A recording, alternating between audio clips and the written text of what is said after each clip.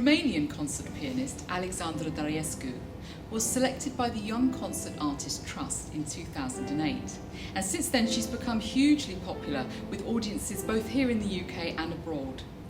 Earlier this year she made her debut at Carnegie Hall in New York, and she's got some wonderfully exciting concerts coming up, so I'm delighted that she's taken the time today to join me here at Steinway Hall as part of my Classical Conversations series. Welcome, Alexandra, it's lovely to have you here. Thanks so much for having me. I'm going to start by asking you about your musical education. So how old were you when you started? And I know you started in Romania, so how does that system differ from the one here in the UK? I did start in Romania. I was 7 years old, and I was very much encouraged by my mother, who loved both classical music and the piano. So she took me to have an audition at the specialist music school in Iași, where I come from, and that's when I started. So, and I know you come from a sort of musical family, because your sister's a very talented singer, isn't she? You were telling me about that. So what attracted you to the piano? What made you want to play so badly? I think I come from a very encouraging family, not necessarily very musical, because it's only my sister that's a wonderful singer.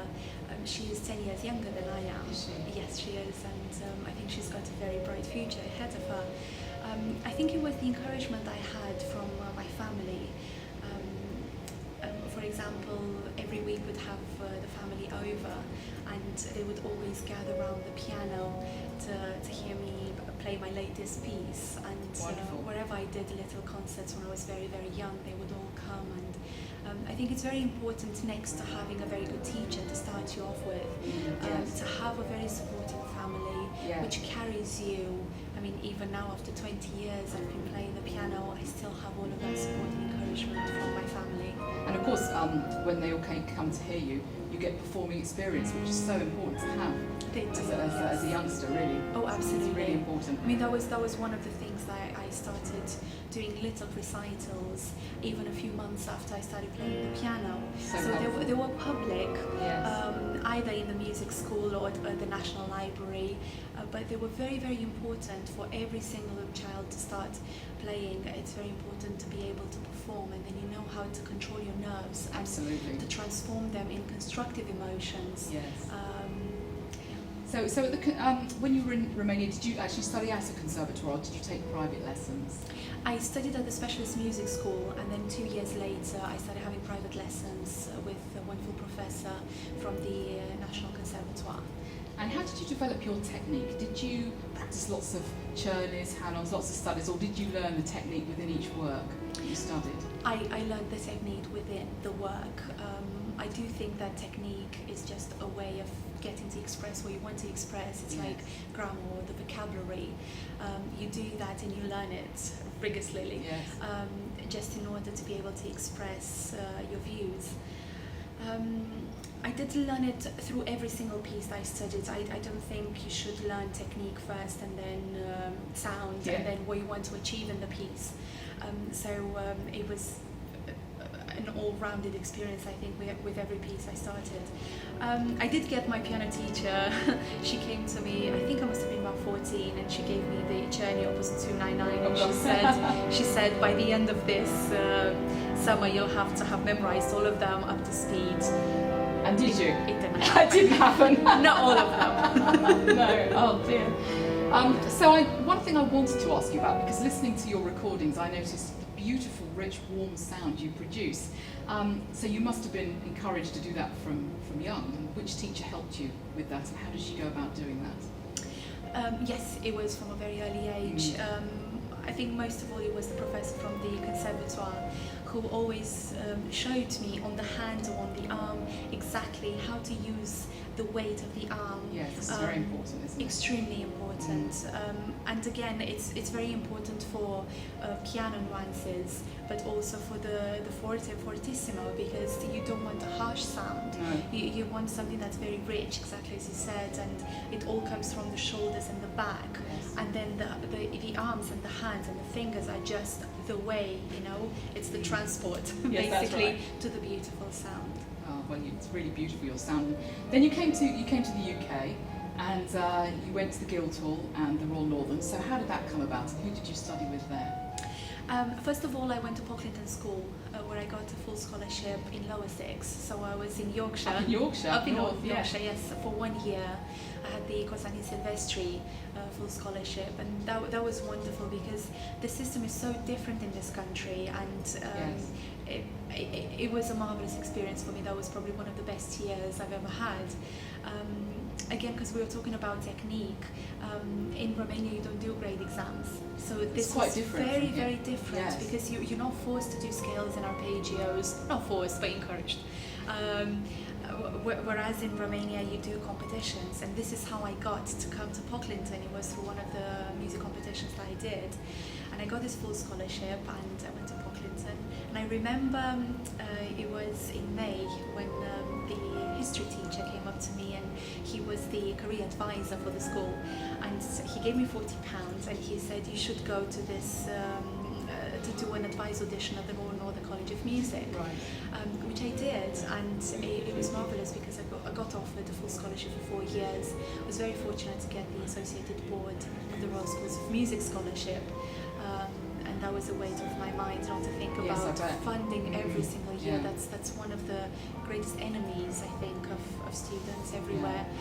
And I studied with the late Mark Ray, who believed in me so much, and it was wonderful to have him as a teacher. And then I studied with Nelson Gurner and with Alexander Melnikov Gosh, and with yes. Dina Parakina. So I had Fabulous teachers. extraordinary. I learned so much from all of them, and it was brilliant to get each of these teachers' perspective. They were very different, but in the same time, I think, together with Ronan O'Hora, who I studied with at the Guildhall School of Music and yes. Drama, they all have this beautiful sound in common. That's what I loved about it. You know, their ultimate aim is all about sound and what you want to express in the music. Yes, that's wonderful. And I know you're mentored by Imogen Cooper, aren't you? I am. That must be wonderful. I'm so excited. I'm the first pianist to be mentored by the wonderful Imogen Cooper through the Royal Philharmonic Society. Yes. It's the Philip Langridge Mentoring Scheme, which was established about 2 years ago between YCAT, Young Classical Artists Trust, and the RPS. And it's wonderful to have Imogen as an inspiration, as a mentor, because she's really encouraging me to develop both artistically and personally. That's wonderful. And you mentioned there you were selected by YCAT, Young Concert Artists Trust. A wonderful opportunity, and your diary must be packed now, I expect, after winning that. It is. I mean, I got accepted on the scheme in 2008. So I think it was just the right time for this scheme to come into my life. Yes. I was in 4th year of undergrad, and I moved to London, and it was just such a wonderful, I can't say transition, but just a period of learning very much about doing concerts. And what YCAT does is nurturing, encouraging and promoting young artists. So I feel very blessed to be on this scheme.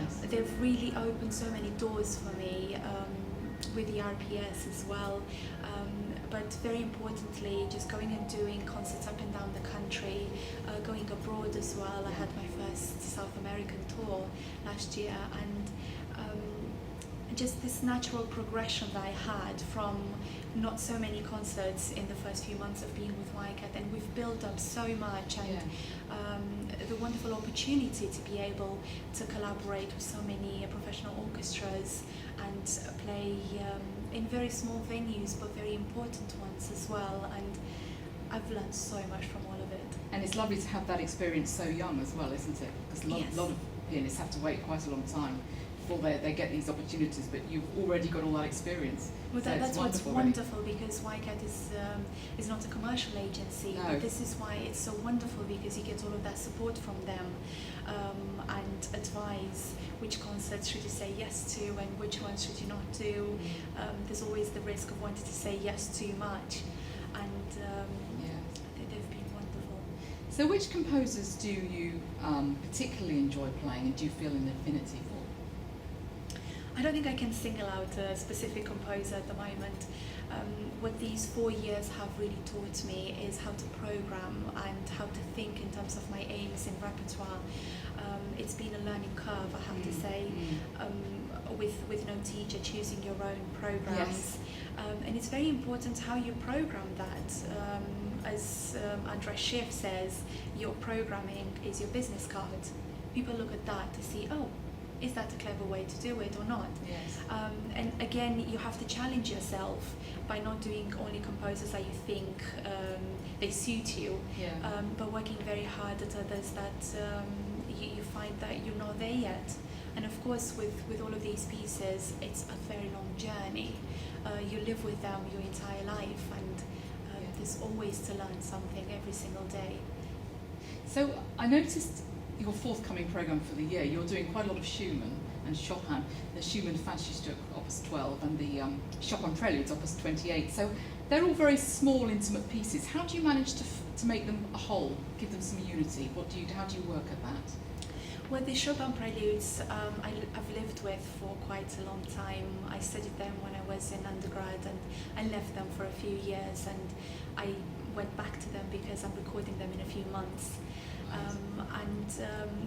I just think they're just such extraordinary pieces.